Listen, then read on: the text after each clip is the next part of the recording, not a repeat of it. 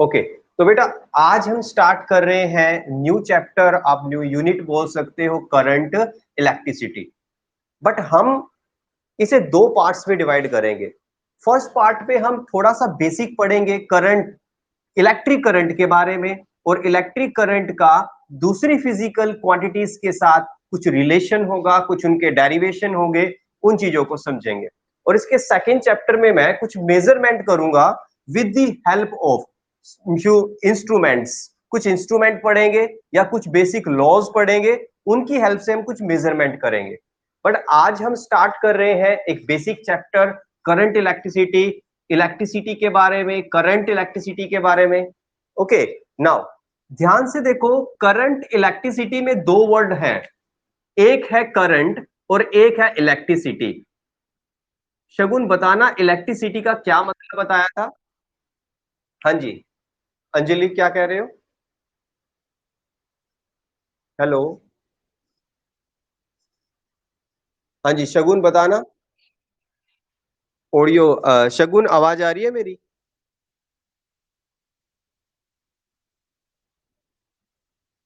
Audio में दिक्कत हो रही है? एक मिनट। गरिमा आवाज आ रही है मेरी साफ? ओके, अमन आपको आ रही है आवाज सही? ओके, चलो स्टार्ट करते हैं। बेटा ये थोड़ा नेटवर्क इश्यू होगा बीच में, आवाज का थोड़ा सा देख लेना। ठीक है, मेरी तरफ से तो साफ आ रही है और नेटवर्क भी ठीक ठाक चल रहा है। प्राची, क्या हुआ था, डिस्कनेक्ट हो गए थे बीच में? शगुन, मैं रिपीट कर रहा हूँ, ठीक है, आप थोड़ा सा ध्यान से समझना। ओके, तो मैंने कहा करंट इलेक्ट्रिसिटी में दो वर्ड आपको नजर आ रहे हैं, एक है करंट, एक है इलेक्ट्रिसिटी। मैंने शगुन से पूछा था इलेक्ट्रिसिटी वर्ड का क्या मतलब होता है, what the meaning of electricity? Electricity का मतलब होता है चार्ज, और करंट का मतलब होता है moving condition. In moving condition means जब चार्ज को हम स्टडी करेंगे, कब? जब वो मूविंग कंडीशन में होगा, तो उसे आप करंट इलेक्ट्रिसिटी बोलते हो। इसे पहले के चैप्टर में इलेक्ट्रोस्टैटिक था। इलेक्ट्रो मतलब चार्ज, स्टैटिक मतलब एट रेस्ट। तो हमने चार्ज को स्टडी किया था कब? जब वो रेस्ट पे था। बट अब हम स्टडी करेंगे चार्ज को कब? जब वो कैसी कंडीशन में होगा? मूविंग कंडीशन में होगा, करंट कंडीशन में होगा। तो इसलिए बोलते हैं करंट इलेक्ट्रिसिटी। अमन बता दो, क्लियर है आपको क्या बोला मैंने? Current electricity. तो बेटा जब हम करंट इलेक्ट्रिसिटी पढ़ लेंगे, इस वर्ड को क्लियर कर लेंगे, तो हमारे पास इसमें पहला ही टॉपिक आएगा, इलेक्ट्रिक करंट क्या होता है। What is electric current? What is electric current? Shagun आवाज आ रही है ना? What is electric current? Electric मतलब चार्ज, करंट मतलब चलना। जब कोई चार्ज चलेगा, अच्छा चलेगा क्यों? वो चार्ज चलेगा क्यों? क्योंकि मेरे पास अगर कोई भी कंडक्टर है, उस कंडक्टर के अंदर क्या है? उस कंडक्टर के अंदर है फ्री इलेक्ट्रॉन्स, उसके अंदर है इलेक्ट्रॉन्स, और उसके अंदर पॉजिटिव चार्जेस भी हैं। उसके अंदर पॉजिटिव चार्जेस जिसे आप प्रोटॉन्स बोल रहे हैं वो भी है। जैसे ही आप एक बैटरी मतलब पोटेंशियल डिफरेंस अप्लाई करते हो, तो ये चार्जेस मूव करने लगते हैं। इलेक्ट्रॉन्स एक पर्टिकुलर डायरेक्शन में पॉजिटिव टर्मिनल की तरफ बढ़ने स्टार्ट कर देता है, इधर इलेक्ट्रॉन्स, और प्रोटॉन दूसरी तरफ। तो जब ये चार्जेस एक पर्टिकुलर डायरेक्शन में चलना स्टार्ट करते हैं, उसे ही आप इलेक्ट्रिक करंट बोलते हो। Now what is electric current? It is the rate of, मतलब टाइम के साथ, it is the rate of flow of charges in a particular direction in a wire or in a conductor is called electric current. क्या होता है electric current? एक बार और definition clear कर रहा हूं। Electric current is just the rate of flow of charges in a particular direction in a wire or in a conductor is called electric current. हाँ जी, एक बार बता दो गरिमा, डेफिनेशन क्लियर है? What is electric current? क्या है electric current? Definition note करो। It is the rate of, it is the rate of flow of charges, charges बोलो या इलेक्ट्रॉन्स बोलो, इन अ पर्टिकुलर डायरेक्शन। बेटा ये वर्ड आना चाहिए, particular direction particular direction in a wire, या बोलो और कंडक्टर, इसे बोलते हैं इलेक्ट्रिक करंट। हाँ जी अमन, क्लियर है यहां तक? क्या है इलेक्ट्रिक करंट? ओके, तो सपोज करते हैं किसी कंडक्टर में डी क्यू चार्ज फ्लो कर रहा था, डी क्यू चार्ज फ्लो कर रहा था किसी टाइम dt के लिए। Let D Q the charge flowing through a conductor, through a conductor for time dt। अगर किसी कंडक्टर में D Q charge dt time के लिए फ्लो करता है तो जो इलेक्ट्रिक करंट होगा, इलेक्ट्रिक करंट, वो होगा D Q by D T, that is electric current. आप कहोगे सर हमने 10th क्लास में पढ़ा था जो करंट होता है वो होता क्यू बाय टी, आपने D Q by D T लिख दिया। क्योंकि जो करंट है अगर वो वेरिएबल है तो वेरिएबल में मैं पूरा चार्ज ना लेकर मैं थोड़े समय का थोड़ा चार्ज, उस समय का इंस्टेंटेनियस करंट निकाल देता हूं। जिस समय में जितना चार्ज फ्लो किया उस समय का करंट ये है। अगर करंट कांस्टेंट है, स्टीडी करंट है, तो total charge by total time से आप करंट की वैल्यू निकाल सकते हो। शगुन ये बात क्लियर हुई? Total charge by total time से निकाल दिया जब वो स्टीडी करंट है।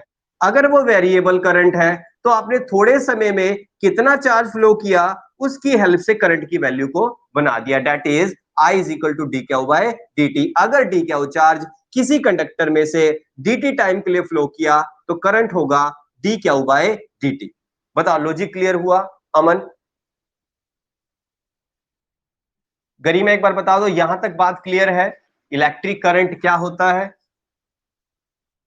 ये टर्म नोट कर लो, let D Q charge flowing through a conductor for time dt, therefore I is equal to dq by dt. This is the definition of electric current. तो यहां तक हमने सिर्फ डेफिनेशन को क्लियर किया है इलेक्ट्रिक करंट क्या होता है। अब सुपर्ब की पॉइंट, हेडिंग बना लो, सुपर्ब की पॉइंट नंबर 1। पहली बात करते हैं, मैंने ये तो कहा आपको कि चार्जेस का फ्लो ही करंट होता है। अगर वो एक पर्टिकुलर डायरेक्शन में फ्लो कर रहे हैं चार्ज तो करंट की भी कोई ना कोई डायरेक्शन होगी।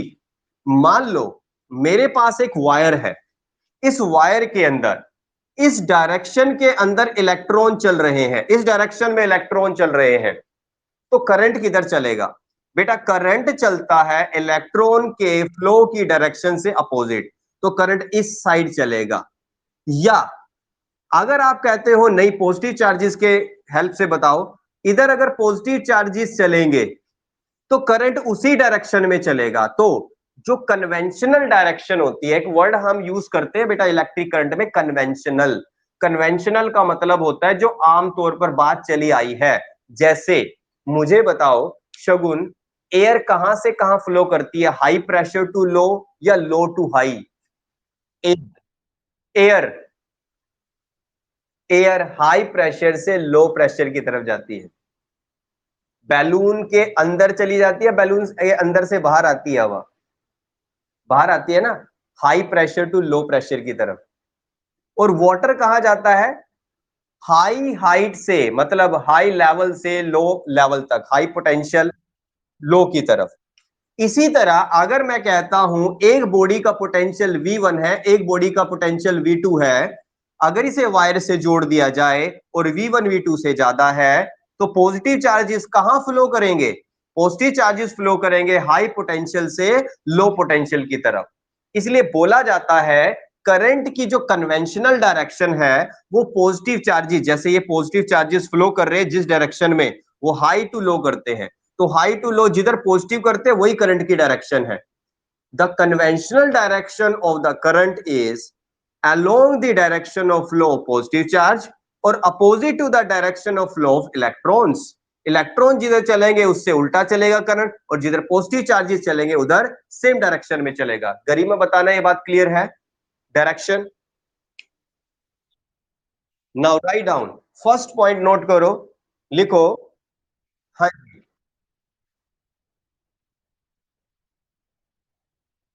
एक्चुअल में वो सेमीकंडक्टर की टर्म है। जब आप होल बोलते हो तो वो सेमीकंडक्टर की टर्म होती है। किसी कंडक्टर के अंदर होल नहीं होते, सिर्फ सेमीकंडक्टर में होल होते हैं। आप जब इन यहां पर कंडक्टर की बात करते हो, यहां पर पॉजिटिव नेगेटिव आयंस बोल देते हो। पॉजिटिव आयंस हम प्रोटॉन्स मानते हैं, नेगेटिव आयंस हम इलेक्ट्रॉन्स मानते हैं, जो कि फ्री होते हैं।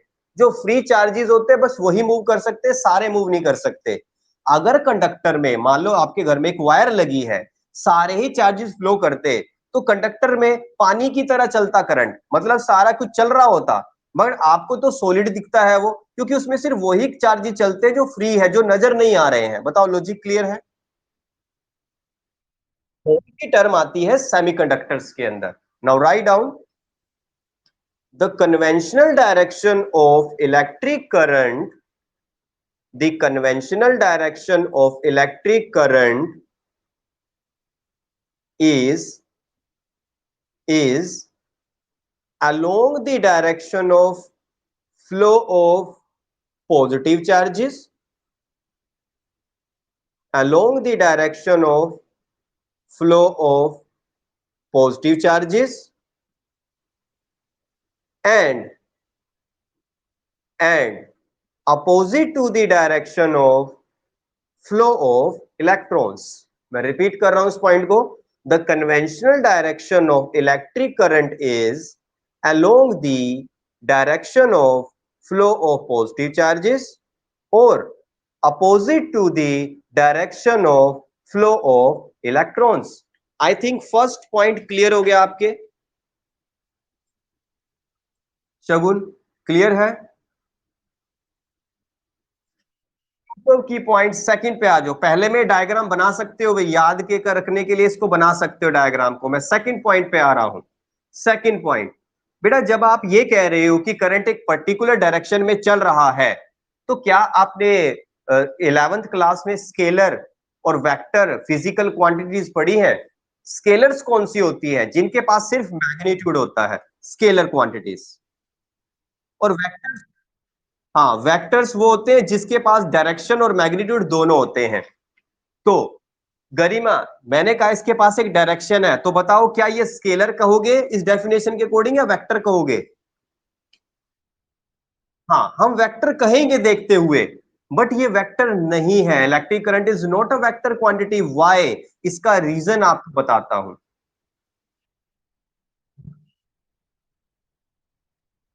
हाँ, यही यही के इसी चीज के अकॉर्डिंग ही हम देखेंगे, क्योंकि इसके पास डायरेक्शन है, इसके बाद भी ये वेक्टर नहीं है। क्यों नहीं है? सपोज करो मेरे पास एक वायर है, 3 एम्पियर इसमें से करंट है, और यहां पर एक वायर है, इसमें से 2 एम्पियर का करंट आ रहा है, दोनों को एक जगह जोड़ दिया, और इसमें एक थर्ड वायर भी यहां पर जोड़ दी।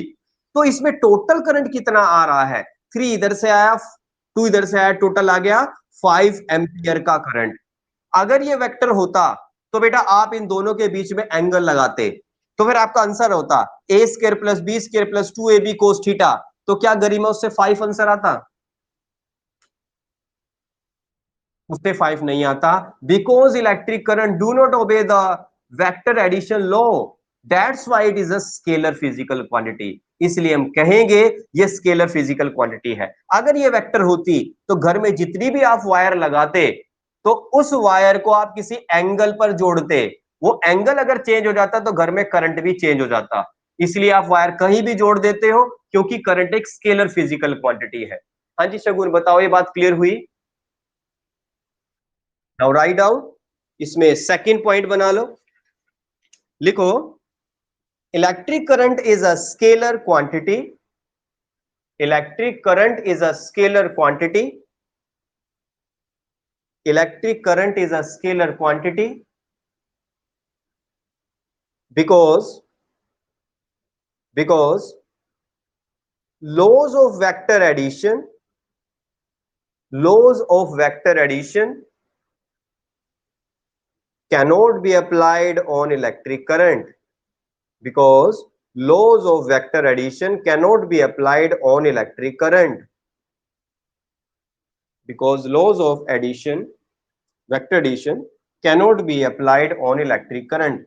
अभिषेक बता दो, यहां तक के टॉपिक पार्ट्स क्लियर है? सुपर्ब की पॉइंट।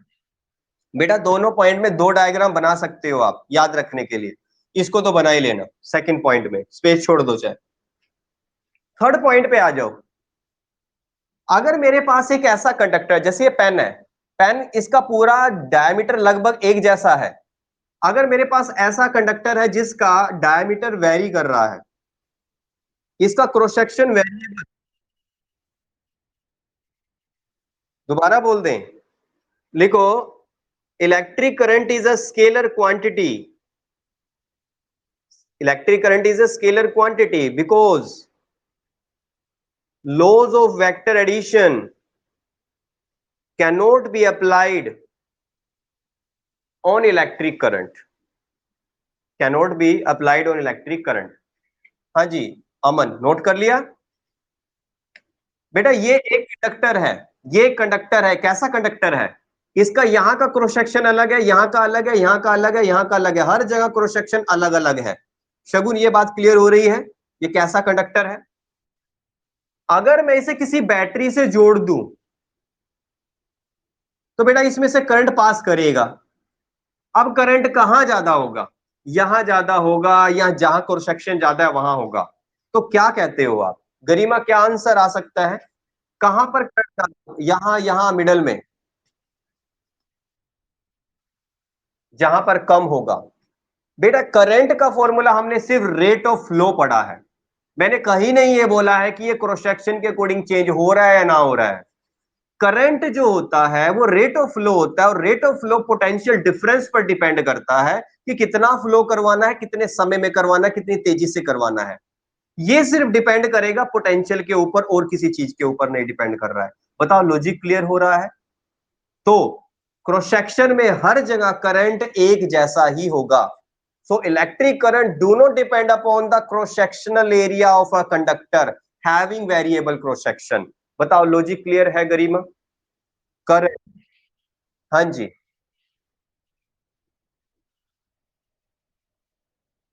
देखो मेरी बात सुनो। एक क्या होता है, आप उस टॉपिक पे चले गए, R is equal to rho L by resistance. जो रेजिस्टेंस होता है वो डायमेंशंस पे डिपेंड कर रहा है, और रेजिस्टेंस के अकॉर्डिंग अगर आप करंट की वैल्यू निकालना चाहते हो तो आपको पोटेंशियल देना पड़ेगा V is equal to I into R. आगे मैं बताऊंगा। तो बेटा कहीं ना कहीं R एक कांस्टेंट वैल्यू है जो कि यहां पर है पूरे कंडक्टर के अकॉर्डिंग, जो इसके अकॉर्डिंग वेरी कर रही है, बट उसके अकॉर्डिंग आपको V भी चेंज करना पड़ेगा। आप जब किसी cross section, changing cross section area में से करंट पास करते हो तो वो करंट इस चीज को नहीं देखता कि वो कैसे क्रॉस सेक्शन में जा रहा है, क्योंकि वो सिर्फ rate of flow of charges है। उसको रुकावट कितनी मिल रही है वो उसका नेचर है, जो ये मटेरियल आप यूज कर रहे हो वो उसका एक तरह से नेचर है। यहां करंट का फ्लो सिर्फ पोटेंशियल के ऊपर डिपेंड कर रहा है, स्पीड ज्यादा होना, स्पीड कम होना, वही है रेजिस्टेंस। कितना फ्लो कितने समय में कर रहा है वो बेसिकली वी डिसाइड करता है। तो यहां पर एक बेसिक देखो, इस चीज को मैं एक्सप्लेन, अभी आपने आगे के टॉपिक पढ़ रखे हैं इसलिए आप ये आंसर दे पा रहे हो। अभी किसी को ये भी नहीं पता क्या ये फॉर्मूला होता है, क्या ये फॉर्मूला भी होता है। जैसे ही आगे के टॉपिक्स आएंगे मैं उसमें ये चीज क्लियर करूंगा आपको कि क्यों करंट यहां हर जगह बराबर है। ठीक है गरिमा? यहां करंट, अभी के लिए हम ये सोच के चलेंगे, हमें अब तक रेजिस्टेंस पता नहीं है, अभी हमें कुछ नहीं पता इसके बारे में, अभी सिर्फ ये पढ़ना है जब मैं कोई बैटरी प्रोवाइड करता हूं तो बैटरी के according he rate of flow जो है वो डिसाइड होता है, और रेट ऑफ फ्लो बैटरी के अकॉर्डिंग कांस्टेंट है तो करंट भी कांस्टेंट माना जाता है। अगर बैटरी वेरिएबल होगी तो करंट भी वेरिएबल ही होगा। ठीक है? तो हम कह सकते हैं कि जब कोई भी कंडक्टर मैं यूज करूं, उसका चाहे क्रॉस सेक्शन वेरिएबल है तो उसमें से जो करंट फ्लो कर रहा है वो उसके क्रॉस सेक्शन एरिया पे डिपेंड नहीं कर रहा है, जबकि और चीजें हैं जो क्रॉस सेक्शन एरिया पे डिपेंड करती है, जो कि होती है वेलोसिटी। उसको मैं बाद में बताऊंगा, जिसे ड्रिफ्ट वेलोसिटी आप कहते हो, आगे टॉपिक आएगा वो। नाउ राइट डाउन, नए पॉइंट लिखो, थर्ड पॉइंट आपने बनाया, लिखो, the current is the same, the current is the same third point में, current is the same for all cross section of a conductor, for all cross section of a conductor of non-uniform cross section,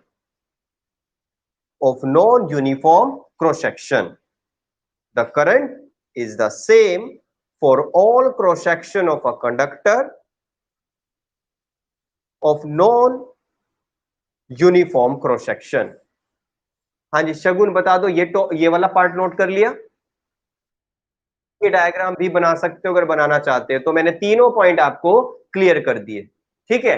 अभी के लिए हमें ये मान के चलना है जो करंट है वो क्रॉस सेक्शन एरिया पर डिपेंड नहीं करता, वो सब जगह सेम वैल्यू रखता है, because it is a rate of flow. ये रेट ऑफ फ्लो है जो कि v पर डिपेंड कर रहा है। ओके, यहां तक अभिषेक बता दो, किसी भी टॉपिक पार्ट में कोई दिक्कत? अभी तक सिर्फ डेफिनेशन क्लियर की है, सुपर्ब की पॉइंट बनाए हैं। ओके गरिमा आगे बढ़े, यहां तक बता दो अभी तक किसी और पार्ट में कोई दिक्कत? ओके नाउ अब बात करते हैं इसके यूनिट के। इलेक्ट्रिक करंट के यूनिट क्या होते हैं? हमें पता है एक फॉर्मूला अभी हमने बनाया है, हेडिंग बना लो यूनिट। हमने फॉर्मूला बनाया है I D Q by D T. आप क्यू बाई टी भी लिख सकते हो। अगर मैं कहता हूं डी क्यू 1 कूलम है और डी टी 1 सेकेंड है, डी क्यू 1 कूलम है और डी टी 1 सेकेंड है, तो मेरे पास करंट की वैल्यू बनेगी 1 coulomb upon 1 second, which is equal to 1 ampere. 1 ampere. तो करंट के यूनिट के नाम है बेटा एम्पियर, इसे कैपिटल ए से डिनोट कर सकते हो। Now what is definition of electric current, what is the definition unit of electric current? अगर मैं किसी कंडक्टर में से 1 कूलम का चार्ज 1 सेकेंड के लिए फ्लो करता हूं तो जो करंट होगा वो 1 एम्पियर के बराबर हो जाएगा। तो डेफिनेशन बनती है current is said to be 1 ampere if 1 coulomb of the charge flows through the conductor for 1 second. That is the definition of 1 ampere. एक काम करो बेटा, यहां तक पहले नोट करो, यूनिट बनाओ। I is equal dq by dt. If dq equal to 1 coulomb और dt equal to 1 second, तो ये एक फॉर्मूला बना लो, I is equal 1 coulomb by 1 second which is equal to 1 ampere. यहां तक नोट करो। आपको ये तो 10th में ही पता था कि करंट के यूनिट एम्पियर होते हैं, ठीक है। बट अब ये एम्पियर को डिफाइन कैसे किया जा सकता है,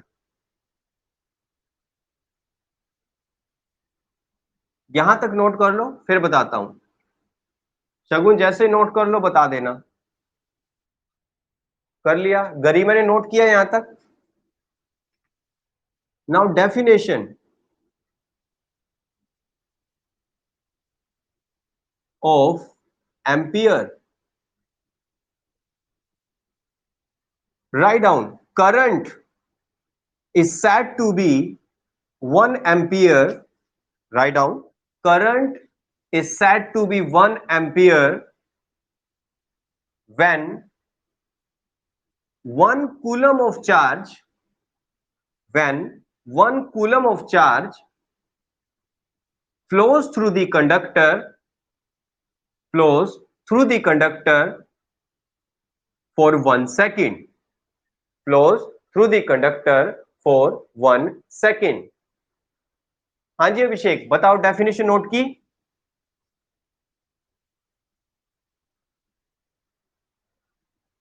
अमन डेफिनेशन नोट की?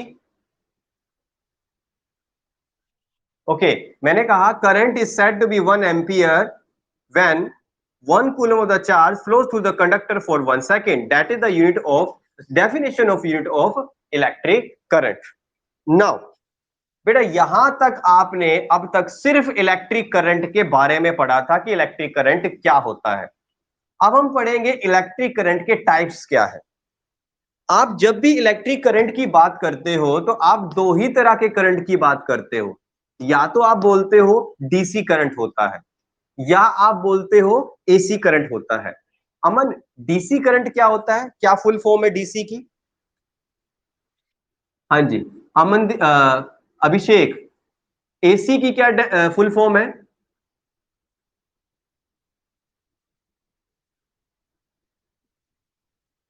शगुन आप बताओ एसी की क्या फुल फॉर्म है?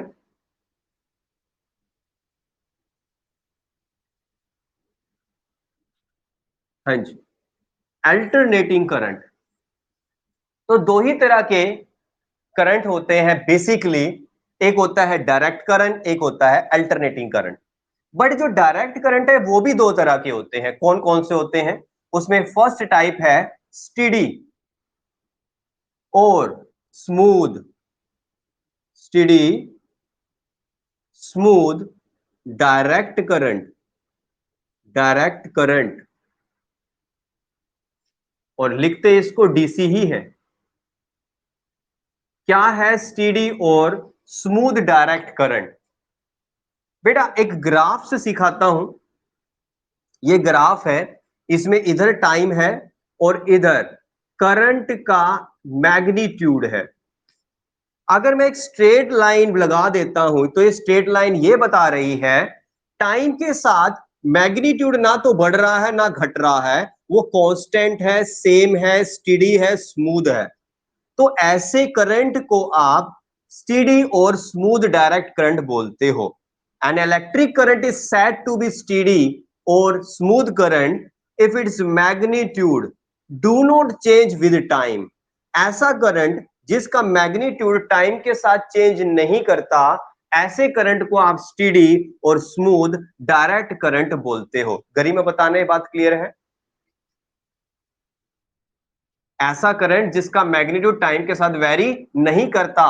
बैटरीज हमें स्टीडी स्मूथ डायरेक्ट करंट देती है एक पर्टिकुलर इंटरवल के लिए, जितने टाइम के लिए उसे बनाया गया है, जितना वो स्टोर कर सकती है। तो बैटरीज स्टीडी या स्मूथ डायरेक्ट करंट हमें प्रोवाइड करती हैं। नाउ राइट डाउन, एक हेडिंग बना लो टाइप्स ऑफ इलेक्ट्रिक करंट में। फर्स्ट हेडिंग बना लो स्टीडी और स्मूथ डायरेक्ट करंट, ब्रैकेट में लिख लो डीसी। शगुन बोलू? an electric current is said to be an electric current is said to be steady direct current. An electric current is said to be steady direct current. Steady direct current if its magnitude, if its magnitude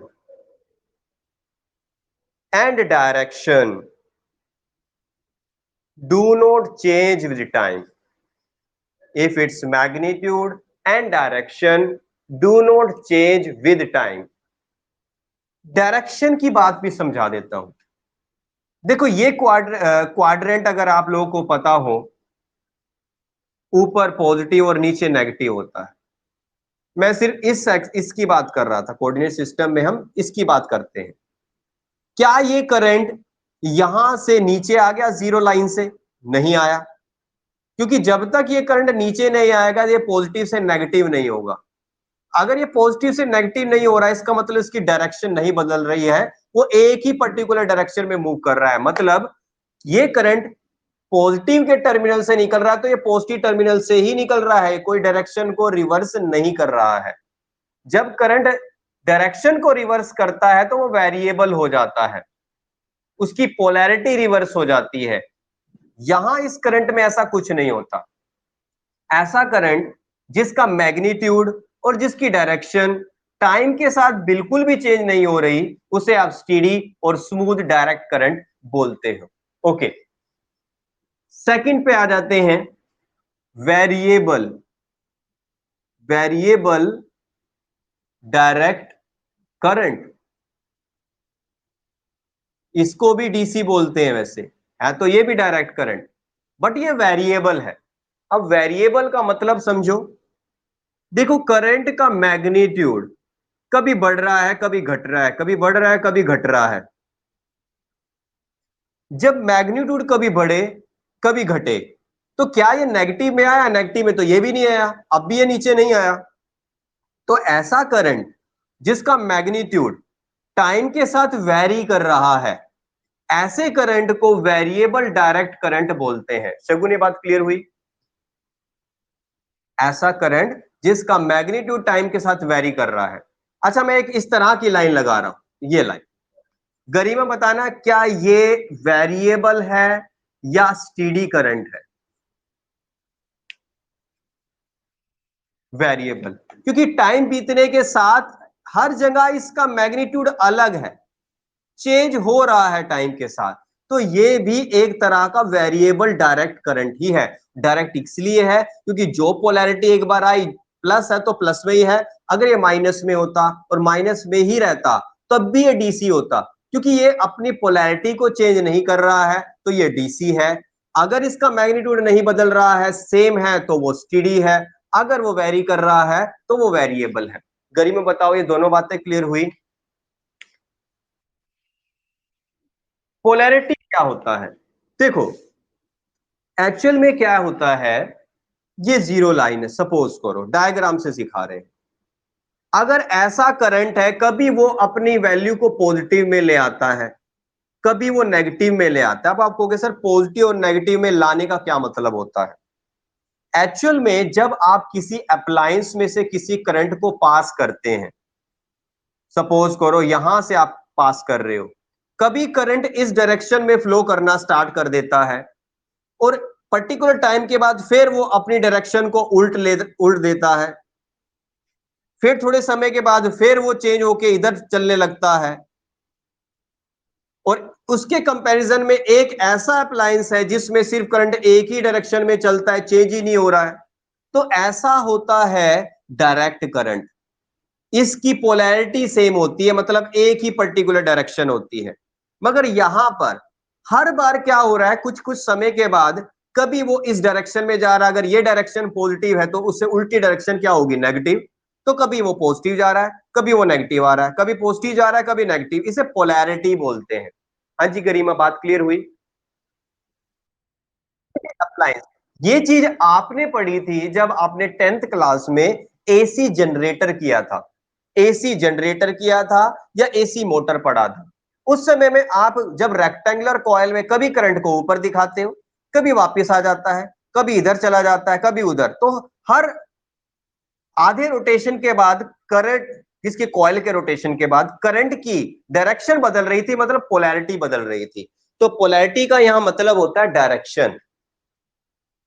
I think बात clear है गरिमा? Now write down, लिखो इसमें, variable direct current में लिखो, an electric current is said to be variable, an electric current is said to be variable, is said to be variable direct current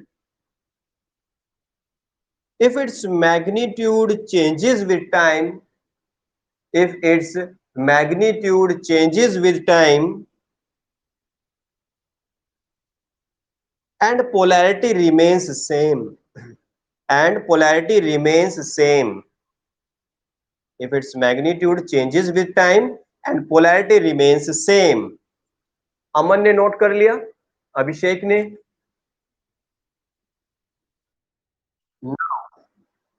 alternating current, जिसके बारे में आप जानते हो, अल्टरनेटिंग करंट। अमन, हमारे घर में कैसा करंट आ रहा है?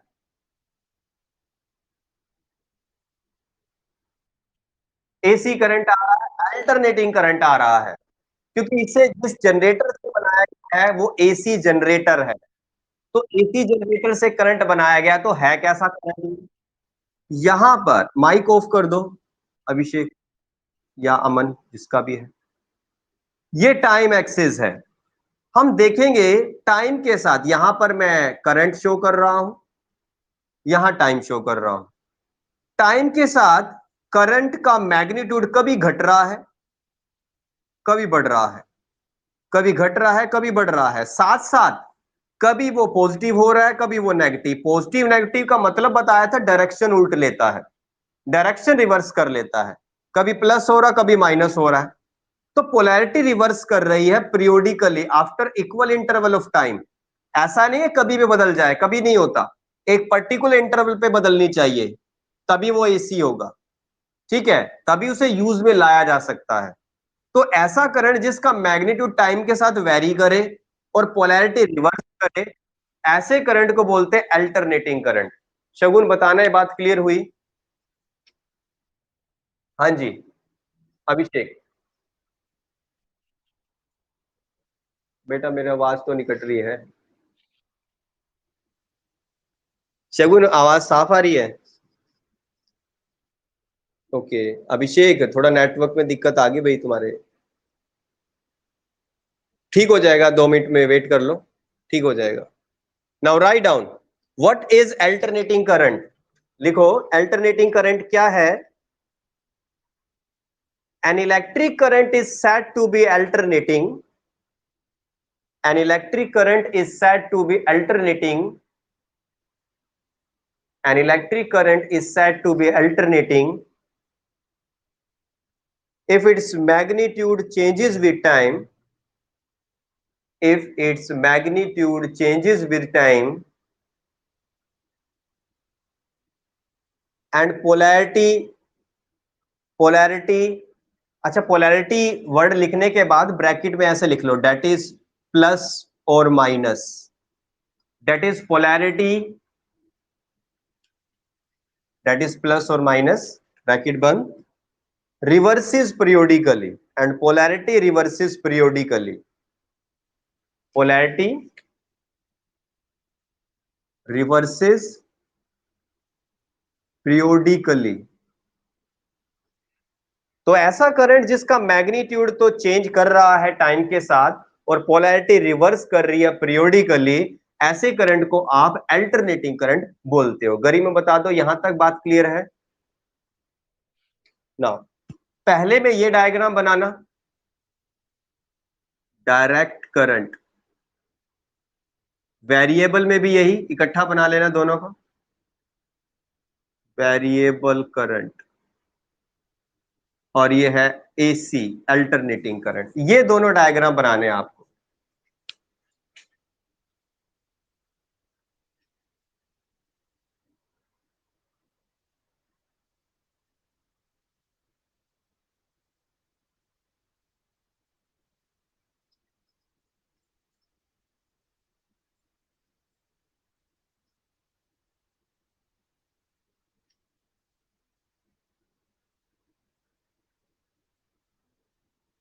अमन, नोट किया? गरिमा, आपने नोट कर लिया? शगुन, ओके। तो बेटा यहां तक देखो, आपने क्या पढ़ा? आपने सिर्फ बेसिक को पढ़ा है अब तक। करंट क्या होता है, मैं आपको एक बात और बता दूं, मैं आपको आगे जितने भी चैप्टर्स बता रहा हूं अब तक, जो भी करवाया है और आगे और भी, जितना हो सकेगा मैं प्योरली बेसिक में जाऊंगा, क्योंकि जितना ज्यादा मैं आपको बेसिक डिस्कस करूंगा उतना ज्यादा आप कंसेप्चुअल क्वेश्चन कर पाओगे, जितना ज्यादा बेसिक आप समझ पाओगे उतने ज्यादा आप न्यूमेरिकल्स कर पाओगे। इसीलिए चाहे मुझे थोड़ा टाइम लग जाए, डिटेल्स बताने में टाइम लग जाए, टॉपिक चाहे कम हो, बट आपको इसके बेसिक को डीपली समझना होगा, ठीक है? तो मैं कोशिश ये करूंगा कि जितना बेसिक हो सके वो करूं, और जो भी बेसिक से रिलेटेड क्वेश्चंस या न्यूमेरिकल साथ साथ बन जाएगा वो साथ साथ करेंगे सीबीएसई पॉइंट ऑफ व्यू से, ठीक है?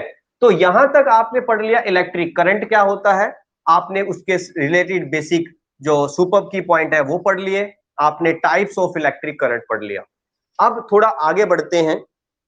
10th क्लास में एक टॉपिक और आप पढ़ते थे, एक टॉपिक होता था ओम्स लॉ। अमन, नाम सुना है? ओम्स लॉ, हेडिंग बना लो, Ohm's law, Ohm's law. Okay, आपसे एक क्वेश्चन पूछता हूं अभी, सपोज ये एक कंडक्टर है और मैं इसको एक बैटरी से अटैच करता हूं, 1 वोल्ट की बैटरी। तो इसमें से सपोज करो 1 एम्पियर का करंट पास हो रहा है। तो मैंने जब 1 वोल्ट की बैटरी लगाई तो 1 एम्पियर का करंट इसमें से पास कर रहा है। गरिमा ध्यान देना, अगर मैं बैटरी 2 वोल्ट की लगा दूं तो क्या करंट में चेंज आएगा? अगर मैं 1 वोल्ट की बजाय 2 वोल्ट की बैटरी यूज करूं, करंट इंक्रीज करेगा या सेम रहेगा? इंक्रीज करेगा, क्योंकि आपने बैटरी या सोर्स ज्यादा बड़ा बना दिया है। अगर देखो 2 वोल्ट जैसे ही बनाया तो मान लेते हैं 2 एम्पियर का करंट इंक्रीज हो गया, 2 एम्पियर बन गया। अगर सपोज करो मैं 3 एम्पियर की बैटरी यूज करूं तो अब क्या होगा? और इंक्रीज हो जाएगा।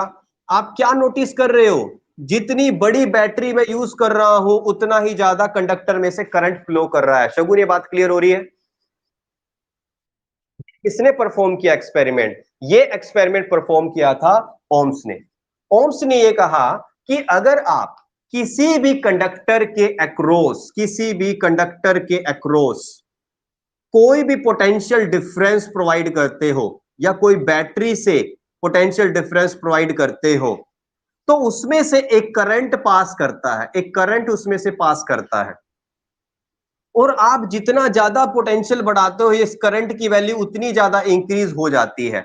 दूसरे केस में समझो, अगर किसी वायर में से करंट पास हो रहा है, किसी वायर में से करंट पास हो रहा है और वहां पर वायर में कोई 2 पॉइंट लगा लो, ए और बी। जितना ज्यादा करंट पास करेंगे उसके अक्रॉस उतना ही ज्यादा एक पोटेंशियल सेटअप हो जाएगा। ये दोनों बातें पॉसिबल है। बैटरी लगाने से करंट डेवलप होता है या करंट पास करने से पोटेंशियल डिफरेंस डेवलप होता है? गरिमा, ये दोनों बातें क्लियर हुई? या तो आप बैटरी प्रोवाइड करो, कंडक्टर में करंट आएगा, या कंडक्टर में करंट पास करो, उसमें कोई 2 पॉइंट लगा लो, वह पोटेंशियल डिफरेंस सेटअप हो जाएगा। तो ये बताया था मिस्टर ओम ने। मिस्टर ओम ने दोनों ही बातें क्लियर की थी। उसने कहा था V is directly proportional to I and I is directly proportional to V। Current provide करने से पोटेंशियल डेवलप होता है, पोटेंशियल प्रोवाइड करने से कंडक्टर में करंट फ्लो करता है। ये दोनों बातें बता दो गरिमा, क्लियर हुई?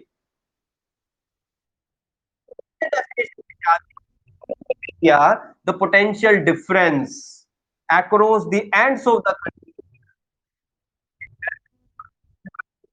to the current flowing through that conductor is directly proportional to the current flowing through that conductor. हाँ जी, बता दो, ये बात क्लियर है शगुन? बट ये डेफिनेशन कंप्लीट नहीं है, उसने और भी बातें कही थी। उसने ये कहा कि जब एक्सपेरिमेंट आप परफॉर्म करते हो, जहां भी आप एक्सपेरिमेंट परफॉर्म करते हो, वहां फिजिकल कंडीशंस चेंज नहीं होनी चाहिए। ना तो वहां का टेम्परेचर चेंज होना चाहिए, ना वहां का प्रेशर चेंज होना चाहिए, ना उस कंडक्टर का स्ट्रेन चेंज होना चाहिए। स्ट्रेन क्या होता है? स्ट्रेन आपको 11th में बताया था, ओरिजिनल डायमेंशन। ठीक, गरिमा बताओ, यहां तक बात क्लियर हुई? एक बार मैं रिपीट कर रहा हूं दोबारा, माइक ऑफ करने की। ओके, मैंने कहा according to Ohm's law, the potential difference across the ends of the conductor is directly proportional to the current flowing through that conductor, provided, हमारी शर्त है, the physical conditions like temperature, pressure, strain, etc. should remain same. That is Ohm's law. शगुन, एक बार बता दो, clear है? अभिषेक, अमन, now write down, लिखो Ohm's law. According to this law, according to this law, the potential difference V, the potential difference V across the ends of the conductor, across the ends of the conductor is directly proportional, is directly proportional to the electric current I, is directly proportional to the electric current I flowing through it. Directly proportional to the current flowing through it, comma, provided the physical conditions,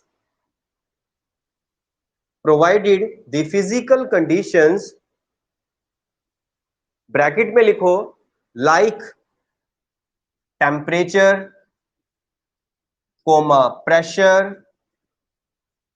comma strain, etc. Bracket बंद, of the conductor remains same. Of the conductor remains same. Shagun note किया? Okay, Garima note कर लिया? तो definition में क्या बोला, अब समझो, is V directly proportional to I, और जब आप प्रोपोर्शनल साइन हटाते हो V is equal to R into I. यहां पर R क्या है, R is equal to V upon I, जो कि होता है electric resistance, where R is electric resistance. Where R is electric resistance. As it is note कर लो यहां तक. Definition के बाद that is V directly proportional I, और V is equal to R into I, और R is equal to V upon I, where R is the electric resistance.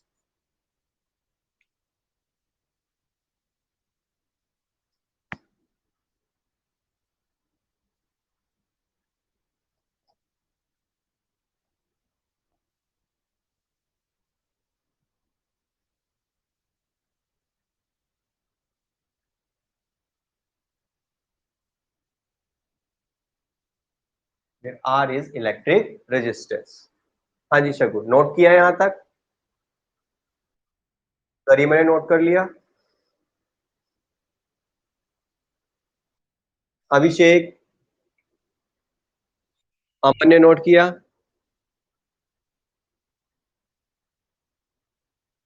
Okay, अब बनाते हैं एक ग्राफ. बेटा हमें दो फिजिकल क्वांटिटीज दी गई हैं, एक V है, एक I है, और इनके बीच में एक ग्राफ तैयार करना है. आपको बता दूं, इस ग्राफ के ऊपर बहुत सारे क्वेश्चंस बने हुए हैं, इनके ऊपर कुछ कंसेप्चुअल क्वेश्चन बने हुए हैं. वो बताऊंगा कि क्या होता है. जैसे ओम्स लॉ पढ़ा तो ओमिक कंडक्टर्स भी होते हैं, ohmic conductor, non ohmic conductors होते हैं, वो इसी ग्राफ से रिलेटेड होते हैं. तो बेटा मुझे बताओगे शगुन, जब डायरेक्टली प्रोपोर्शनल का साइन होता है तो ग्राफ कैसा होता है? कर्व होता है, स्ट्रेट लाइन ग्राफ होता है, कैसा होता है? शगुन, गरिमा, स्ट्रेट लाइन ग्राफ होता है. जब भी डायरेक्टली प्रोपोर्शनल साइन आ जाता है वहां पर ग्राफ एक स्ट्रेट लाइन ग्राफ होता है. दैट इज, जितना V की वैल्यू आप बढ़ाओगे उतना ही करंट की वैल्यू भी इंक्रीज हो जाएगी. तो that is the graph, that is VI graph. इसे VI ग्राफ, इस ग्राफ का अलग एक टॉपिक भी है जिसको मैं VI कैरेक्टरिस्टिक्स बोलूंगा. उसमें इसको और ज्यादा एक्सप्लेन करूंगा, इसके एंगल को, इसके स्लोप को. तो यहां पर V और I, अगर आपको हो V और I एक तरह से रेजिस्टेंस को शो कर रहा है, तो आपको बताऊंगा कि V और I कैसे यहां पर रेजिस्टेंस को शो करेगा. आप V यहां लगा सकते हो, I यहां लगा सकते हो, I यहां लगा सकते हो, V यहां लगा सकते हो. अगर आप रेजिस्टेंस को V अपॉन I दिखाना चाहते हो तो यहां पर आप V दिखा दो, यहां पर I दिखा दो. आपको पता है कि ये जो लाइन दिखा रही है ये इस रेजिस्टेंस को शो कर रही है, ये रेजिस्टेंस को शो कर रही है. That is V upon I. V upon I, perpendicular upon base, perpendicular y axis, base x axis, तो V अपॉन I. और VI ग्राफ हमें क्या बता रहा है? रेजिस्टेंस को शो कर रहा है. हाँ जी गरिमा, बात क्लियर है? ये ग्राफ तैयार कर लो, बाद में इससे और बातें डिस्कस करेंगे. That is Ohm's law. यहां तक हमने ओम्स लॉ पढ़ लिया और एक छोटा सा कंसेप्ट इंक्लूड हो गया इसमें, इलेक्ट्रिक रेजिस्टेंस क्या होता है. हम इससे जो नेक्स्ट टॉपिक करेंगे वो हम इलेक्ट्रिक रेजिस्टेंस को ही डीपली समझेंगे, बट वो हम करेंगे कल। आज हम इस टॉपिक को स्टार्ट नहीं करेंगे क्योंकि इसमें हमें बहुत कुछ सीखना है, इलेक्ट्रिक रेजिस्टेंस। कल का हमारा टॉपिक यहीं से स्टार्ट होगा, और साथ के साथ जितने टॉपिक हो चुके होंगे, अगर वहां से मेरे पास कोई सीबीएसई का क्वेश्चन बनता है तो मैं टॉपिक के बाद ही उन्हें करवाऊंगा। ठीक है, तो कल अगर मेरे अब तक के टॉपिक पे कोई क्वेश्चन बनता है, न्यूमेरिकल बनता है, तो पहले वो करेंगे, फिर उससे आगे बढ़ेंगे। ठीक है, आपको एक काम करना है, डेली एक तो देखो, एक भी क्लास अब मिस नहीं करनी है। एक भी क्लास मिस हो गई तो आपका बेसिक रह जाएगा, अगर बेसिक रह गया तो नेक्स्ट टॉपिक समझ नहीं आएगा, तो आपको एक भी क्लास मिस नहीं करनी है। ठीक है, अपने नेटवर्क की प्रॉब्लम को थोड़ा सा देखो, बात करो, जो अगर सॉल्यूशन हो सकता है तो सॉल्यूशन करो। दूसरा, बाय चांस केस ऐसा बन सकता है, क्या पता नेटवर्क ज्यादा ही खराब हो, उस दिन कर ही ना पाओ, तो आप इसकी रिकॉर्डेड वीडियोस को इवनिंग में रिवाइज जरूर करोगे। ठीक है, हाँ जी। अभिषेक, एक बार बता दो, आज के टॉपिक सारे क्लियर हैं? गरिमा, शगुन, अमन, ओके। तो बेटा आज यहां तक करते हैं, कल करेंगे इससे नेक्स्ट टॉपिक रेजिस्टेंस से आगे। ठीक है, ओके, थैंक यू। किसी का कोई क्वेश्चन? Okay, thank you.